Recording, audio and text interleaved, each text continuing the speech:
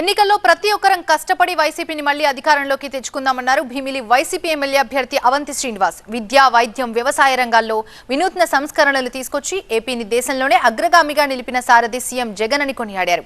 భీమిలి నియోజకవర్గంలో విస్తృత ప్రచారం నిర్వహించిన అవంతి తనను ఎమ్మెల్యేగా, బొత్స ఝాన్సీని ఎంపీగా అత్యధిక మెజారిటీతో గెలిపించాలని ఓటర్లని అభ్యర్థించారు. ప్రజలను మోసం చేసేలా కూటమి మేనిఫెస్టో ఉంటే చెప్పింది చేసేలా వైసీపీ మేనిఫెస్టో ఉందన్నారు అవంతి శ్రీనివాస్.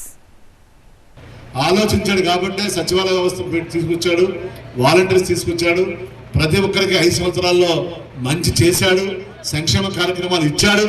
కాబట్టే మిమ్మల్ని ఓటు అడగమని హక్కు ఒక జగన్మోహన్ రెడ్డి గారికి, ఒక వైఎస్ఆర్సీపీ పార్టీకి ఉంది. 5 సంవత్సరాలు చంద్రబాబు పరిపాలన చేశాడు. ఒక్కసారి మీరు గుర్తు తెచ్చుకోండి. నిన్న ఏదో మేనిఫెస్టో రిలీజ్ చేశాడు. చంద్రబాబు నాయుడు మాటకే విలువ లేదు, మేనిఫెస్టోకి విలువ ఉంటుందమ్మా. ఆనాడు మీ అందరికీ గుర్తు తెచ్చుకోండి. ఒకసారి 5 సంవత్సరాల క్రితం మీ అందరికి కూడా డ్వాక్రా రుణమాఫీ చేస్తానని చెప్పాడు. చేశాడా? మా అక్క చెల్లి సున్నా వడ్డీ ఇస్తాడు, ఇచ్చాడా? ఒక ఇంటి పట్టా ఇచ్చాడా? ఏమీ చేయడు. ఎలక్షన్లు అప్పుడే గుర్తుకొస్తాడు చంద్రబాబు నాయుడుకి కానీ, చంద్రబాబు నాయుడు బ్యాచ్కి కానీ.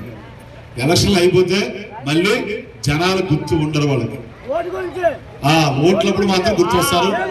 4 మాయమాటలు చెప్తారు. ఏమ్మా 4 రూపాయలు ఖర్చు పెడతారు. వచ్చారా తెలుగుదేశం వాళ్ళు ప్రచారం ఈ ఊరికి?